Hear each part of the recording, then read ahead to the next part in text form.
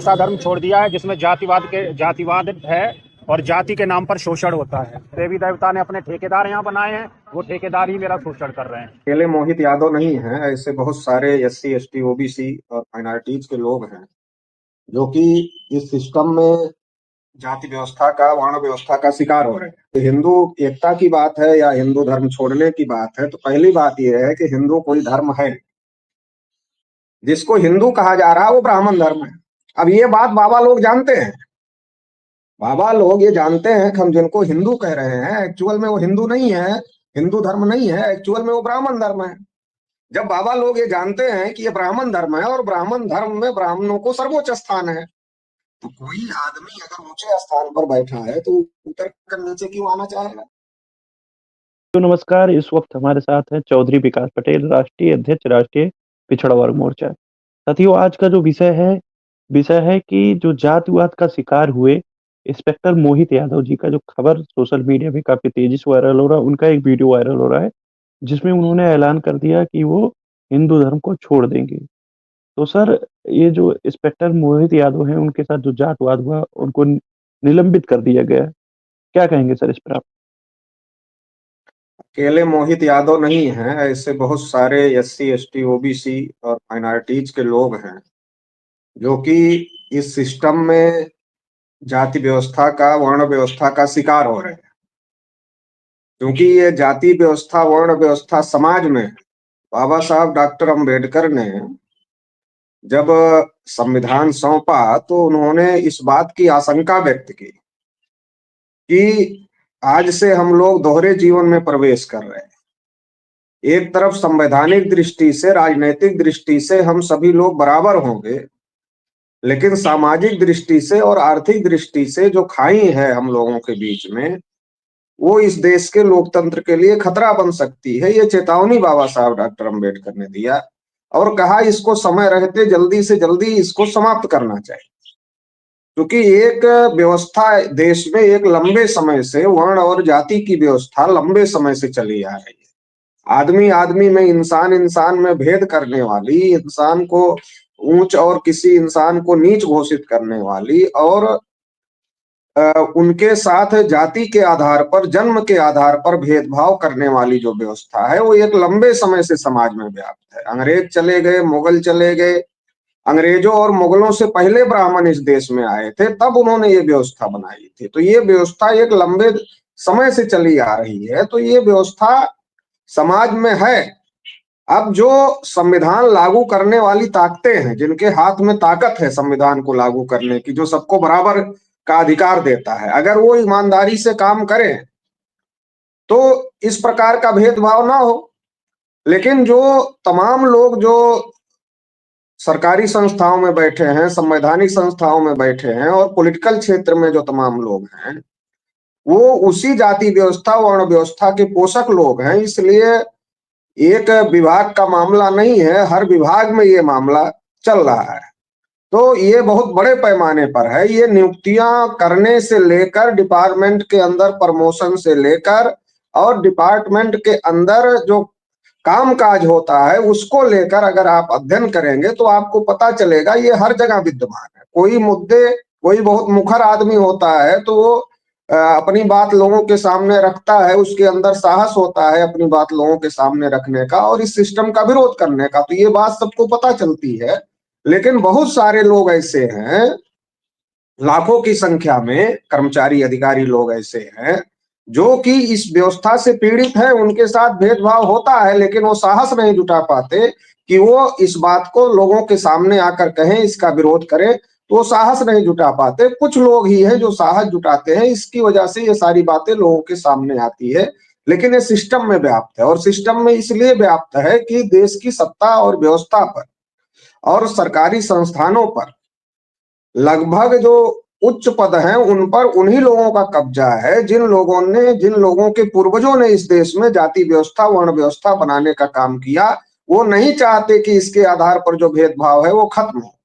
तो इसलिए इसका शिकार ओबीसी के लोग, एससी के लोग, एसटी के लोग और बड़े पैमाने पर माइनॉरिटीज के लोग भी हो रहे हैं। जी, जी सर, आपने सही कहा। लेकिन सर, जो जैसे मोहित यादव जो एक सब मतलब इंस्पेक्टर के पद पे थे, बड़े पद पे थे, उनको ये एहसास हुआ कि उनके साथ जात पात बहुत सारे तो लोग तो ऐसे हैं जो इस जो पीड़ा है, इस पीड़ा को मतलब सह रहे हैं और जो धर्म के ठेकेदार हैं, वो तो समाज का बड़ा शोषण करते हुए नज़र आ रहे हैं। क्योंकि अगर इंस्पेक्टर के साथ ऐसा हो रहा है, जो एक न्यायिक उस पे बैठा हुआ है, वो लोगों की बातों को सुनता है, एफआईआर दर्ज करता है, तो बहुत सारे लोग ऐसे सेक्टरों में हैं जो अभी भी इस पीड़ा को सह रहे हैं, उनके लिए क्या संदेश आपके लिए? बाबा साहब डॉक्टर अंबेडकर ने कहा कि अन्याय करने वाले से ज्यादा अन्याय सहने वाला भी जिम्मेदार होता है। तो जो अन्याय सहने वाले लोग हैं, एक अन्याय करने वाला व्यक्ति है, एक अन्याय सहने वाला व्यक्ति है। जब अन्याय सहने वाला व्यक्ति उसके साथ जो गलत हो रहा है उसका प्रतिकार नहीं करता, उसका विरोध नहीं करता, तो अन्याय करने वाले लोगों का मनोबल बढ़ जाता है। इस देश की जो संवैधानिक व्यवस्था है, वो व्यवस्था जाति के आधार पर, वर्ण के आधार पर या किसी भी आधार पर अन्याय अत्याचार को स्वीकार नहीं करती है और उसके खिलाफ में है। सबको हक, सबको न्याय, सबको सम्मान देने वाली संवैधानिक व्यवस्था है। इस संवैधानिक व्यवस्था से देश चल रहा है। अब जो पढ़े लिखे लोग नौकरियों में चले गए, तमाम जगह चले गए, अब उन्हीं के साथ अगर इस प्रकार की गलत बातें हो रही हैं, तो ये जो संवैधानिक व्यवस्था है उसके तहत उनको लड़ाई लड़ना चाहिए, अपने समाज को अपने साथ में खड़ा करना चाहिए और लड़ाई लड़ना चाहिए। तो अगर वो लोग ऐसा नहीं करते, सामने नहीं आते और अपने समाज को इस व्यवस्था के प्रतिकार करने के लिए लड़ाई लड़ने का काम नहीं करते, तो फिर उनके साथ तो ऐसा होगा ही। अगर आप देखो तो तमाम जगह पढ़े लिखे लोग जाति बदल करके रह रहे हैं, शेड्यूल कास्ट ओबीसी के लोग, कि उनको लगता है कि हम जाति टाइटल बदल लेंगे तो हमारी जाति छुप जाएगी, तो हमको मान सम्मान मिलेगा। मतलब वो भी टाइटल बदल कर अपना मान सम्मान लेना चाहते हैं, लेकिन वो इस व्यवस्था के विरोध में खड़े होना नहीं चाहते। तो जो इस व्यवस्था के विरोध में खड़े नहीं होना चाहते, तो उससे उनके ऊपर अन्याय अत्याचार बढ़ेगा और समाज के ऊपर भी अन्याय अत्याचार बढ़ेगा। इसलिए जरूरत यह है कि समाज का जो पढ़ा लिखा बुद्धिजीवी वर्ग है, वो इस सिस्टम के खिलाफ एक लड़ाई चल रही ना देश में। जी, देश में तो वामसेप जो के द्वारा, भारत मुक्ति मोर्चा के द्वारा, तमाम संगठनों के द्वारा, राष्ट्रीय पिछड़ा वर्ग मोर्चा और तमाम संगठनों के द्वारा देश में एक लड़ाई न चल रही है कि ये जो जाति के आधार पर शोषण है, वर्ण के आधार पर शोषण है, इस शोषण को समाप्त किया जाए, इसके लिए लड़ाई चल रही है। अब जो लोग जी, सिस्टम में चले गए हैं, गवर्नमेंट में जॉब में चले गए हैं, अधिकारी कर्मचारी बन गए हैं, तो उन लोगों की भी जिम्मेदारी है, क्योंकि उन लोगों को जो हमारे महापुरुषों ने जो आंदोलन चलाया, फूले साहू अम्बेडकर ने, उसके पहले तो बहुत ज्यादा दुर्गति थी हमारे समाज की। किसी के गले में मटका झाड़ू था तो किसी को बराबर में बैठने नहीं दिया जाता था, तो तमाम सारी बातें थी। हम लोग छोटे छोटे थे तो गांव में देखते थे बहुत सारे लोग चारपाई छोड़कर नीचे उतर जाते थे जब कोई बड़ा गांव का, बड़ी ऊंची जाति का आदमी या ब्राह्मण जाति का आदमी आ जाता था। तो ये सारी चीजें थी। तो अगर ये संवैधानिक सिस्टम में परिवर्तन हुआ तो इसका सबसे ज्यादा फायदा जो इम्प्लाई वर्ग है, बिजनेसमैन है या पॉलिटिकल वर्ग है, उसने इसका फायदा उठाया। तो जिसने जी, फायदा उठाया इस सामाजिक परिवर्तन के मूवमेंट का, उनको इसके लिए मुखर होकर सामने आना चाहिए।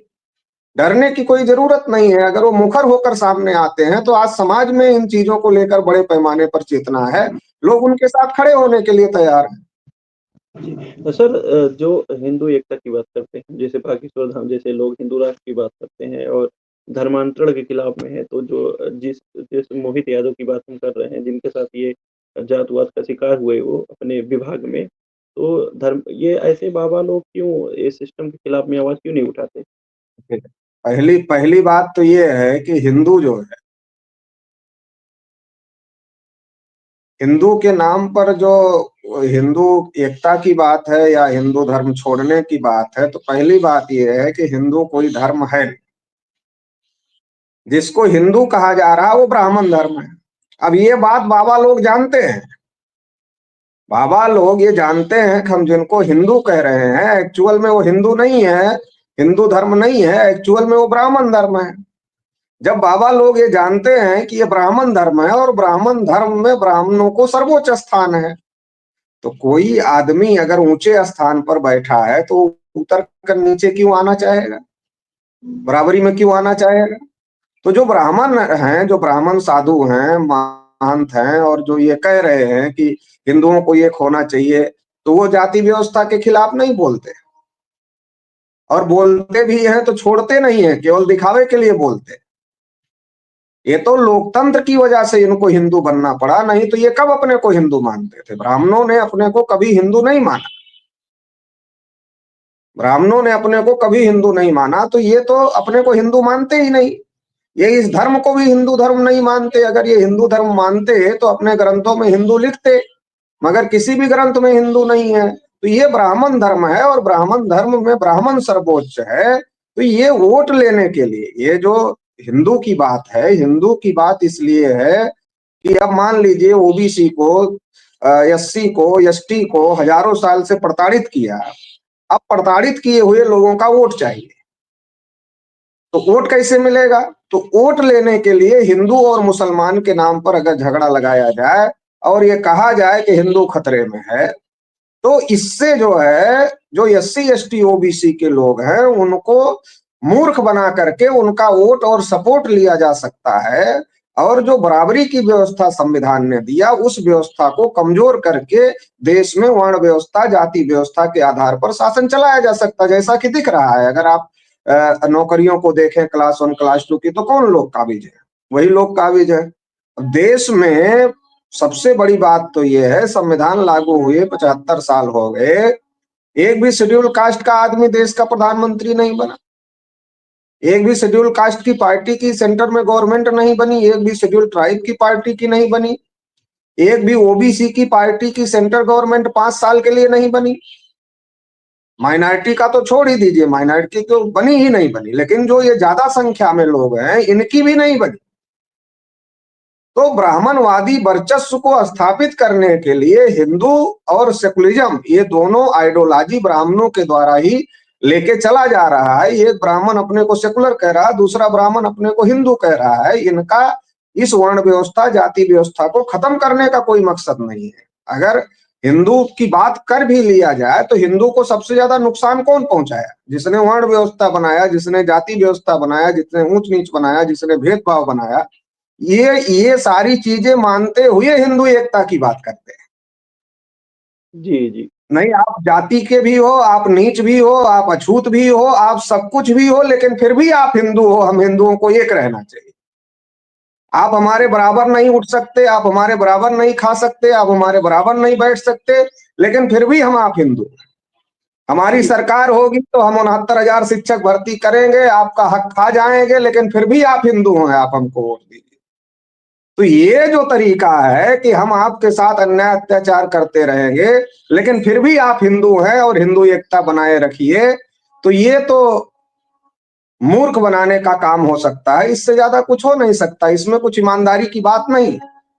जी, क्या सलाह देंगे सर जो अभी भी लोग चाशनी में डूबे हुए हैं, उनको समझ में नहीं आ रहा है कि जो ये शोषणकर्ता लोग हैं, उन्हीं के बहकावे में आकर वो अपने उन्हीं को देखिए, वोट देकर उन्हीं को सत्ता शासन में पहुँचा डुबाया रहे जा हैं। रहा है। जी, जो सरकारी पैसा है, हम सभी के टैक्स का पैसा है, जो देश की जनता के विकास में लगना चाहिए, वो करोड़ों रुपया पब्लिसिटी पर खर्च किया जा रहा है ताकि लोग डूबे। तो जो इसलिए तो मैं कह रहा हूं कि जो ये अधिकारी कर्मचारी के साथ अन्याय की घटनाएं बार बार आती रहती है, ओबीसी में भी, एससी में भी, एसटी में भी। वे कुछ दिन पहले जो सचिवालय में अमर सिंह जी थे, तो अमर सिंह जी ने सोशल मीडिया पर जब ये कई यूनिवर्सिटियों में नियुक्ति का मामला उठा था, तो उसमें एससी एसटी ओबीसी के, गोरखपुर यूनिवर्सिटी का मामला था, तो उसमें एससी एसटी ओबीसी का नहीं हुआ था। तो उन्होंने उस पर सोशल मीडिया में केवल लिख दिया था, तो केवल लिखने की वजह से अमर सिंह जी को बर्खास्त कर दिया गया। हम लोगों ने उसके खिलाफ आंदोलन भी किया था। तो ऐसे बहुत सारे अधिकारी कर्मचारी हैं जिनके साथ शोषण हो रहा है, लेकिन मेरा ये कहना है कि जिस आंदोलन की वजह से आप अधिकारी कर्मचारी बने, वरना तो इस वर्ण व्यवस्था में, जाति व्यवस्था में, ब्राह्मणवादी धर्म में आपको पढ़ने लिखने का अधिकार नहीं था, धन संपत्ति रखने का अधिकार नहीं था। और अगर रास्ते में गिरा धन मिल जाए तो ऐसा कहा गया कि आधा धन बड़े ब्राह्मण को दान कर देना चाहिए, आधा धन राजा के राजकोष में जमा कर देना चाहिए। तो आपको तो ना पढ़ने की व्यवस्था थी, ना धन की व्यवस्था थी, ना इज्जत सम्मान की व्यवस्था थी। इसलिए तो ज्योतिबा फूले को धक्के मारकर बाहर किया गया जब वो ब्राह्मण मित्र की बारात में गए। इसलिए तो बाबा साहब को जगह जगह अपमान सहना पड़ा। तो उन लोगों ने कष्ट उठा करके ये सिस्टम दिया कि आज हम लोग अच्छी जिंदगी जी रहे हैं, और संवैधानिक सिस्टम दिया कि आप लड़ सकते हैं संवैधानिक हक अधिकार के आधार पर। तो ये जो पढ़ा लिखा वर्ग है, अधिकारी कर्मचारी वर्ग है, इसको जो देश में वामसेफ जैसे संगठन चल रहे हैं उनके साथ में जुड़ना चाहिए, और जुड़ करके कर्मचारी और समाज जो कर्मचारी नहीं है दोनों को एकजुट होना चाहिए और इस अन्याय अत्याचार के खिलाफ लड़ना चाहिए। नहीं तो जो हमारा दुश्मन है, जो इस देश में वर्ण व्यवस्था, जाति व्यवस्था बनाकर रखना चाहता है, वो कर्मचारियों में और कर्मचारियों के समाज में बहुत बड़ा गहरी खाई पैदा कर रहा है। तो वो समाज के लोगों को गुमराह करके अपने समर्थन में खड़ा कर ले रहा और अधिकारी कर्मचारी को अलग थलग कर दे रहा। जो बुद्धिजीवी वर्ग है उसको अलग थलग करने की कोशिश कर रहा है। तो इसको जो पढ़ा लिखा बुद्धिजीवी वर्ग है उसको इस सिचुएशन को समझना चाहिए, और जो संगठन इस पर काम कर रहे हैं देश भर में, तो सबसे बड़ा तो वामसेफ ही इस पर काम कर रहा है कि हम जिन महापुरुषों के मूवमेंट की वजह से आए, तो उनके लिए हमको उस समाज के लिए काम करना, उसको जोड़ना है। तो अगर ये मुहिम अधिकारी कर्मचारी शुरू कर दें कि हम अपने समाज के साथ जुड़ेंगे और जुड़ करके इस व्यवस्था को, अन्याय अत्याचार की व्यवस्था को समाप्त करने का काम करेंगे, अगर ये मुहिम शुरू कर दें अधिकारी कर्मचारी, तो न्याय हो सकता है समाज में। क्योंकि संविधान में तो न्यायिक व्यवस्था है ही, केवल इसको लेकर मुखर होने की जरूरत है और इसको लेकर के लामबंदी मजबूत करने की जरूरत है। तो ये सिस्टम ठीक प्रकार से काम करने लगेगा। क्योंकि लोकतांत्रिक सिस्टम में तो आप अगर बहुमत में हैं तो आप अपने हिसाब से चीजों को चला सकते हैं, संविधान के हिसाब से। तो संविधान में तो सारी चीजें लिखी हैं। अगर आप अपना बहुमत बनाते हैं तो संविधान के हिसाब से चीजों को चला सकते हैं। तो जो लोगों के ऊपर अन्याय अत्याचार हो रहा है वो अन्याय अत्याचार बंद हो जाएगा, और रोकने वाले आप ही हो जाएंगे बंद करने के लिए। जी, तो साथियों हमारे साथ चौधरी विकास पटेल सर थे जिन्होंने साफ तौर पे बहुत सारी बातें कही। उस बातों पे आपका क्या कहना है कमेंट बॉक्स में ज़रूर दीजिए। तब तक के लिए बने रहिए भोजन 85 के साथ। धन्यवाद सर, महत्वपूर्ण जानकारी देने के लिए धन्यवाद। Thank you sir. Thank you.